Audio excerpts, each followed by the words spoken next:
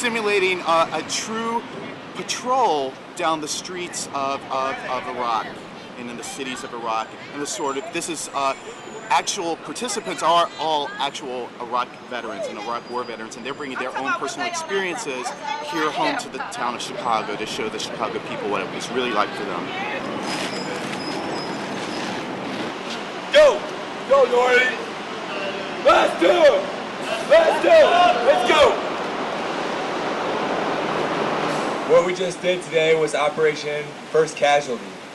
We did Operation First Casualty because of disconnect. There's a huge disconnect between what's going on in Iraq and in the occupied lands of Iraq and here in the United States. And we want to bring a little bit of that reality home. We want to wake up our culture and move them to end this war, to bring the troops home now. We're going up to the end of this block, the end of this building. We don't have. We're on the corner street police station.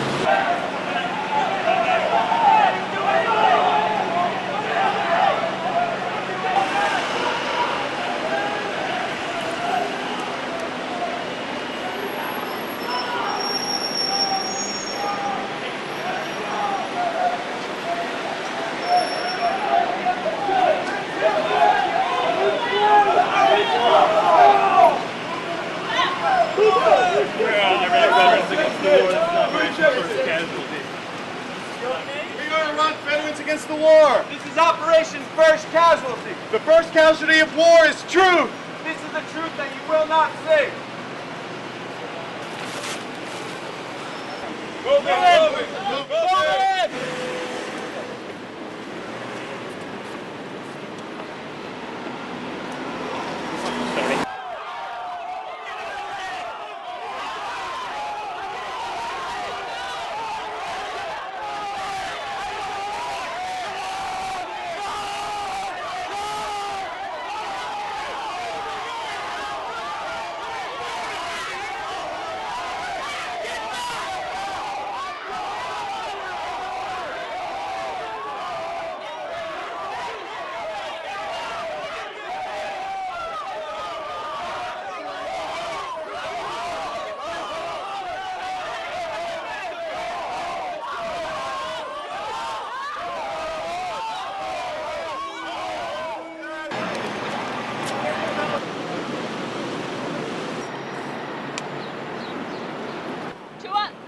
Up, 4 up, 5 up, 6 up.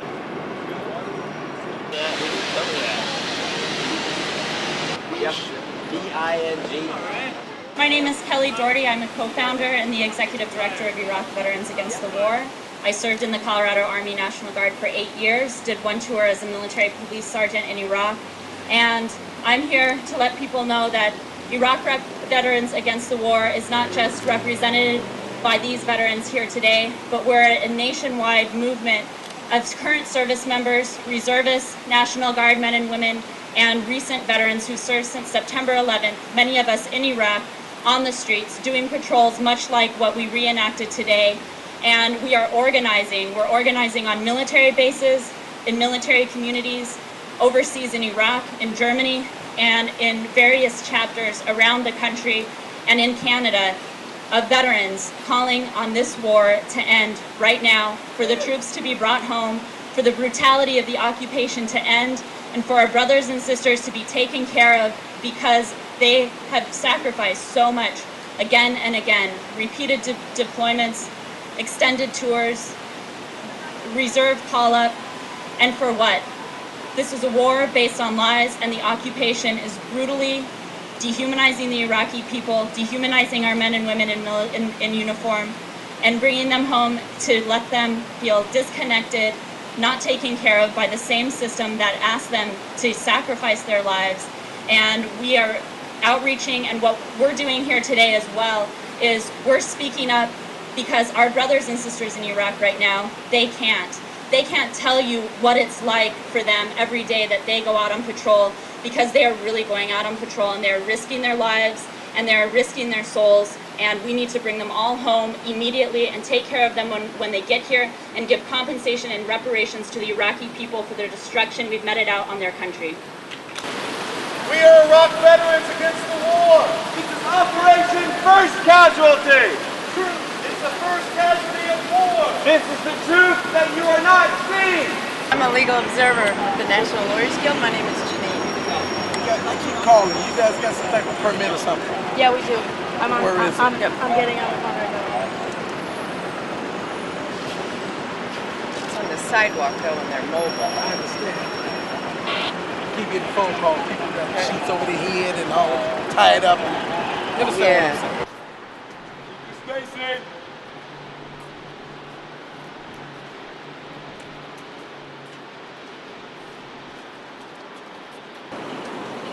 Beware the closet. Get back to the closet.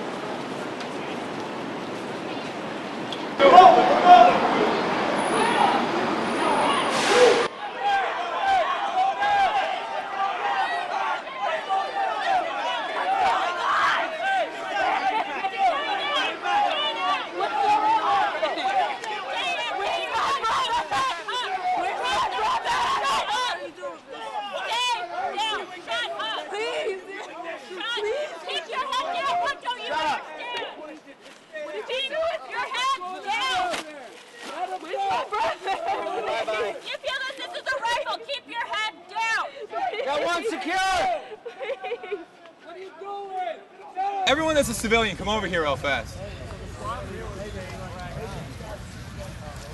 I just want to talk about a couple things. One is the idea of the weapon that we have, that we're imagining, that you all are going to imagine. And the second thing is your relationship to the people you're around. We're trying to bring the truth of the war home. The truth is brutal. The truth isn't here. It's not in our faces. It's dehumanization. It's disgusting. And we brought a little of that to this city. A little people might have been put off by it. But that brutal reality is what needed to wake people up. So people are inspired to tell their representatives and to act to bring home the troops now. Don't let it in my farm.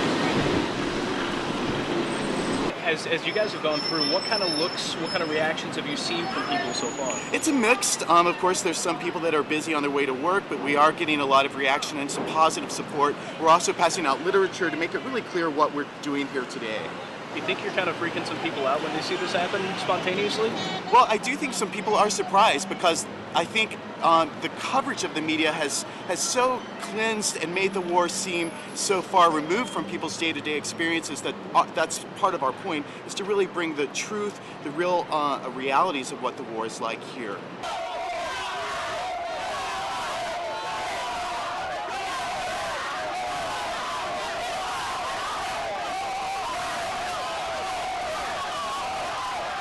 It's not about democracy and liberation.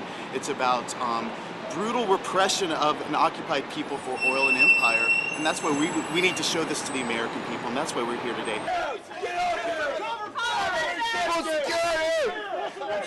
here! We have got to get out of here! We have got to get out of here! Let's go! We're moving!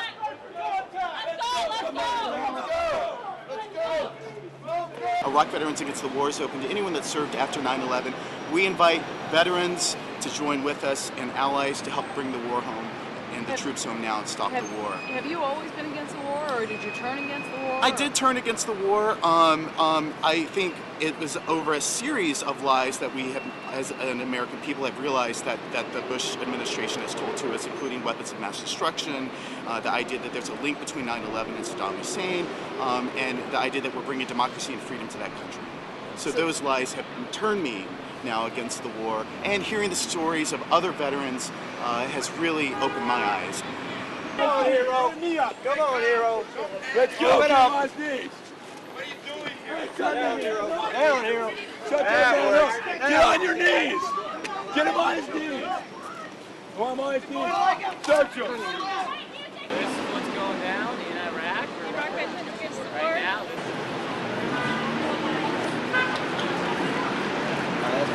Yeah.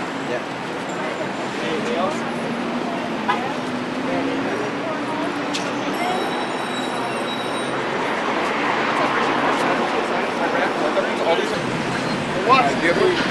What?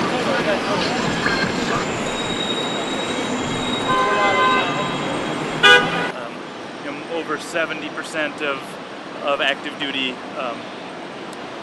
military members surveyed, have said they don't support the war, that they wanted an immediate withdrawal of troops before the end of 2006.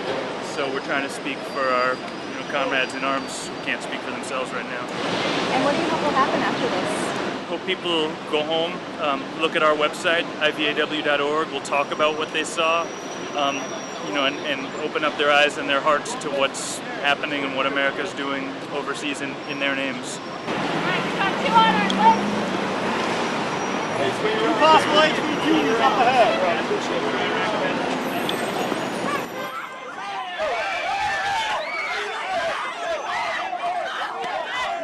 Here, Iraq veterans against the war. This operation is first casualty.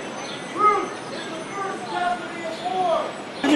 Down on your knees. What did I do? What did I do? What part of don't ask questions don't you understand?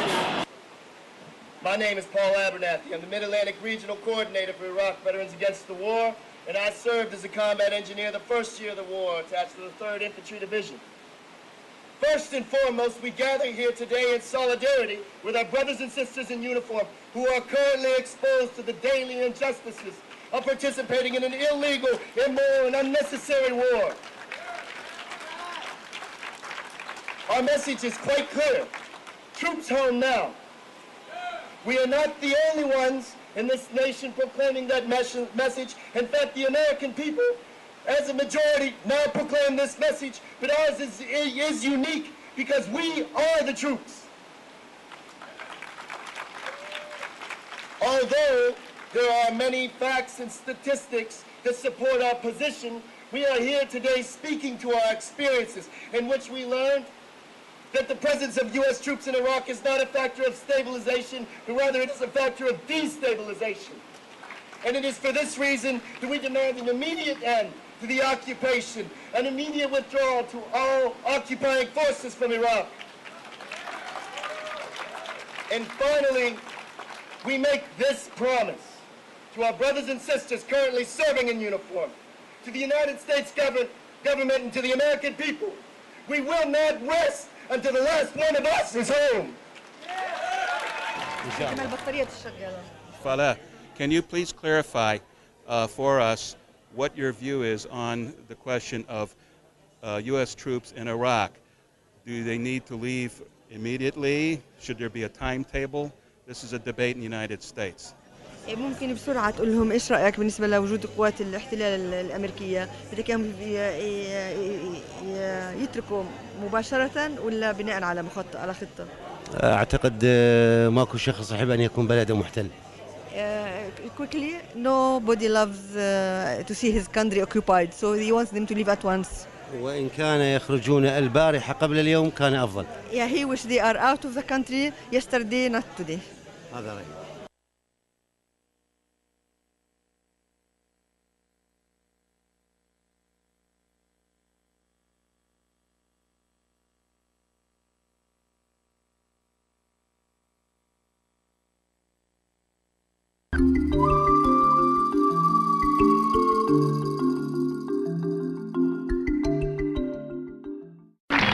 We don't want to fight anymore, but if we have to fight again, it'll be to take these steps. As we stand against the war, we also stand behind those who resist it. More and more U.S. service members are actively refusing to participate in the illegal, immoral invasion and occupation of Iraq. No more. We have a different path to take, and it doesn't matter what they do to us. It doesn't matter if they take away our honorable discharge, if they put us in prison. Call it peace or call it treason, call it love or call it reason, but I ain't marching anymore. I ain't marching anymore. I had a friend who was a sniper attached to Charlie Company at the time who took a school inside Fallujah as their area of operations. Well, the people went to the school and was like, hey, can our kids go back in? They need to go to school. And of course, Charlie Company said, probably fuck you in lesser terms. And they had a protest. Well, you know, if anything in Iraq, if your soccer team scores a goal, if you have a baby boy that's born, you go out in the front yard, shoot off your AK. Well, these protesters came out and had their AK firing in the, in the air. One of the rounds landed in the school, celebratory fire. No one hit, and that led to Charlie Company firing upon the whole crowd, killing 15, wounding many others. And that is what started Fallujah, not the mercenaries getting burned and hanged on a bridge. It was that. And we got shuttled out of that place real quick. They didn't want the same people with the same patches, I guess, there. So then we went to Baghdad for about 10 months, just basically, ran that town. When we found a dead body on the side of the road, and my friends get off and they start taking pictures with them, and they're like, "Hey, Vigus, you want to get off, take a picture with this dead guy?" And what gets me more, I didn't find that repulsive because of humanity. I found it repulsive because it wasn't their kill. You don't take credit for what you don't do. And I have to really examine that of where I was back then and take a step back. One of the things I remember most about the good things about Iraq, the people that live there are wonderful people. They don't deserve this. I mean, you could, I was just bored, right? Rolling down the highway behind my 50 cal. And I'm just like bopping, singing a song, right? And this busload of people come up next to me and they see me doing this. And they just start clapping and cheering and singing. And like a trombone comes out of here, drums here, and it's like instant party. I mean, this is the Iraqi people. Here I was a soldier in their country, but I had a smile on my face and was singing a song.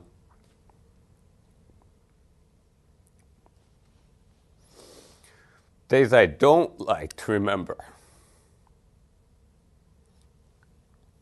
Escorting contractors outside of Baghdad to a water treatment plant. And this was like the first beautiful place I saw in Iraq that didn't have war scratched all over it, because I could see Iraq and see how it would be beautiful without blown out building here and trash everywhere. It was out in the country, it was green, palm trees, it was nice. I was like, this is a nice place. I mean, I could live here, As we leave, it was kind of dangerous because, the roads didn't have sidewalks. It was pretty much a big drop-off, ditch, and a lot of trees, a lot of brush. Not feeling good. I was like, man, this is a nice place, but not for me, And lo and behold, I don't know why they didn't wait it. I'm sure they were amateurs, just the people of the town. But they ran across the street in front of us with their RPGs. And we kind of sped up to, they were probably maybe, I don't know, 50 meters ahead of us. So by the time they got across the road, we were already beside them. And I was watching my sector on the left, and all this yelling and screaming, drop your weapons, Erme Selahak in like a redneck accent. Erme Selahak. Sorry. Well, they huddled themselves with a bunch of women and children, and just a lot of yelling, drop your weapon. And I just couldn't take it anymore. I had to I swung my saw around, and I had my sights on this man. He was in a doorway, had the RPG slung around his shoulder. I had my sights on him. He was the enemy. I was supposed to shoot. But I looked in at him, and he wasn't the enemy. He was scared. probably had the same expression on my face at the time. I mean, it shocked me. I mean, I was expecting the boogeyman, you know, the devil. I mean, these guys are bad people and we need to kill them, or he'll kill me. But it took me aback when I looked him in his eyes, and he got away. And you know, we scooted out of there because, you know, they had RPGs and they didn't want us pop off a shot on us, and we really didn't have armored vehicles at the time. So we go back and we get like Bradley fighting vehicles and Apache attack helicopters to go with us back in to this village, you know, asking questions. And one of the things that I remember learning about Iraq culture was when Saddam was in power. If you had a beef with your neighbor, you say, oh, he said something bad about Saddam, and the secret police will come away and torture him. Well, so here we are, U.S., in a small, tiny, you know, village outside of Baghdad, asking questions, you know, with a lot of firepower, 50 cal, Mark 19 automatic grenade launchers, Bradley fighting vehicles, Apache helicopters, 2 of them flying overhead. And this one guy just points down to a road and says, these guys said something bad about, you know, United States. You know, they don't like us there. So we go, and myself and Blackman, or myself, I don't know how he feels. Myself and another soldier, you know, if he had it, jumped off and started searching the hut while, you know, we huddled the family over to the side. You know, it was an old man, old woman, a couple of men of around 20 years old, and some young women of maybe teens or 20s, like a little kid. And, you know, we're tossing this little hut, you know, and I find this, it's kind of hidden, you know, I find this little 22 pistol, you know, and I assumed it was just to scare off the thieves, you know, if someone's like on your crops. You know, nothing to go against us. You know, no, we didn't find any RPGs. We didn't find any AK-47s, any explosives, no pictures of Saddam, nothing that would indicate to us that, you know, he's in the resistance against the United States of America, 82nd Airborne, whatever have you.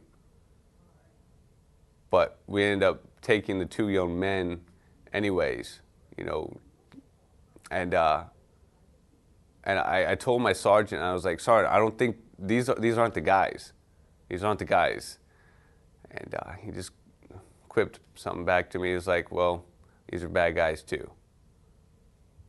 And, you know, all this time, the mother is like crying and, you know, pleading to me,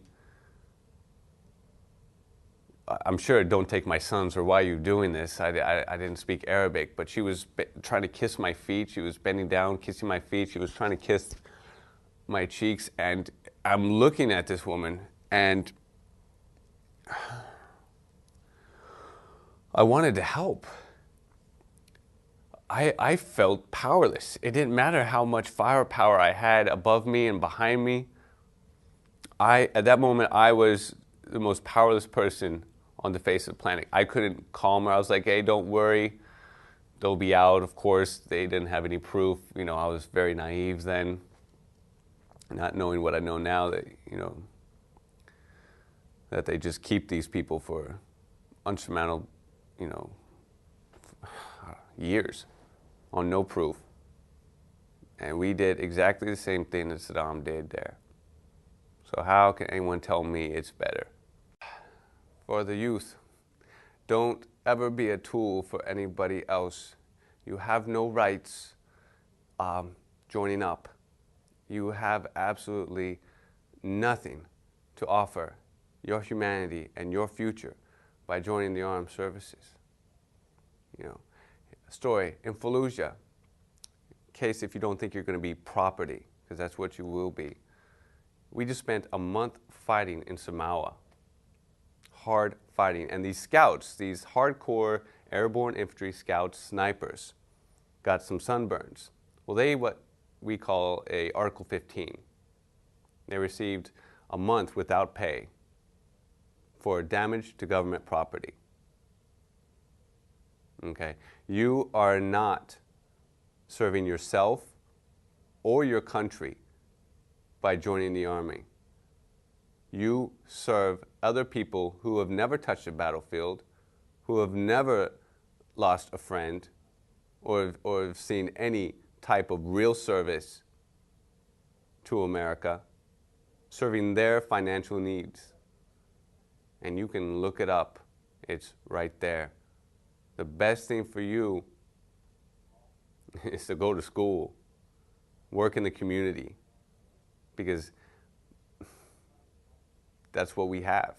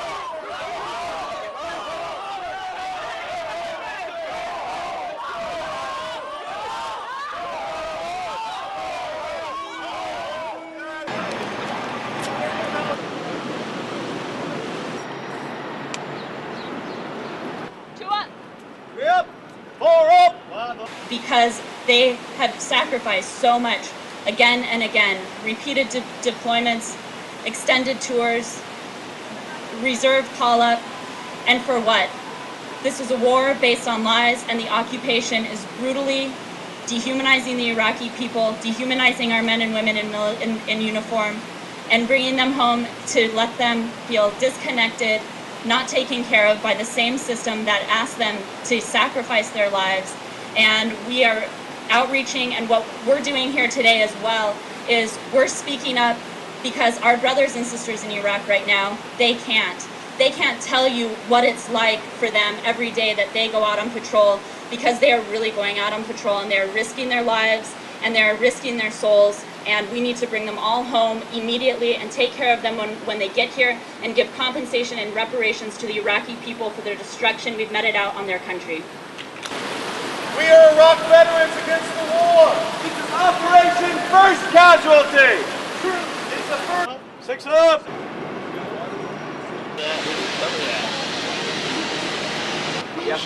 D-I-N-G. My name is Kelly Doherty. I'm a co-founder and the executive director of Iraq Veterans Against the War. I served in the Colorado Army National Guard for 8 years, did one tour as a military police sergeant in Iraq, and I'm here to let people know that Iraq Veterans Against the War is not just represented by these veterans here today, but we're a nationwide movement of current service members, reservists, National Guard men and women, and recent veterans who served since September 11th, many of us in Iraq, on the streets, doing patrols much like what we reenacted today. and we are organizing. We're organizing on military bases, in military communities, overseas in Iraq, in Germany, and in various chapters around the country and in Canada of veterans calling on this war to end right now, for the troops to be brought home, for the brutality of the occupation to end, and for our brothers and sisters to be taken care of.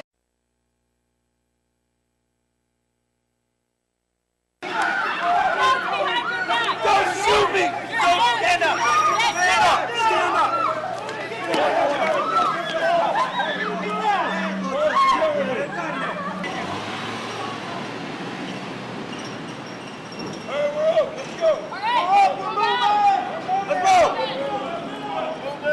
This is simulating a true patrol down the streets of Iraq and in the cities of Iraq, and this is actual participants are all actual Iraq veterans and Iraq war veterans, and they're bringing their own personal experiences here home to the town of Chicago to show the Chicago people what it was really like for them. Go! Go, Dory! Let's do it! Let's do it! Let's go! What we just did today was Operation First Casualty. We did Operation First Casualty because of disconnect. There's a huge disconnect between what's going on in Iraq and in the occupied lands of Iraq and here in the United States. And we want to bring a little bit of that reality home. We want to wake up our culture and move them to end this war, to bring the troops home now. We're going up to the end of this block, the end of this building. They don't have it. They're on the corner of the police station.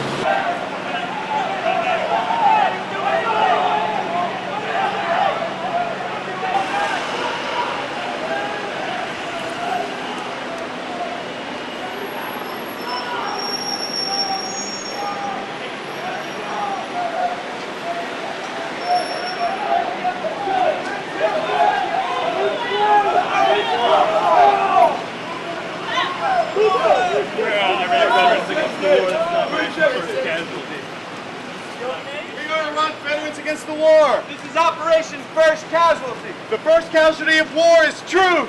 This is the truth that you will not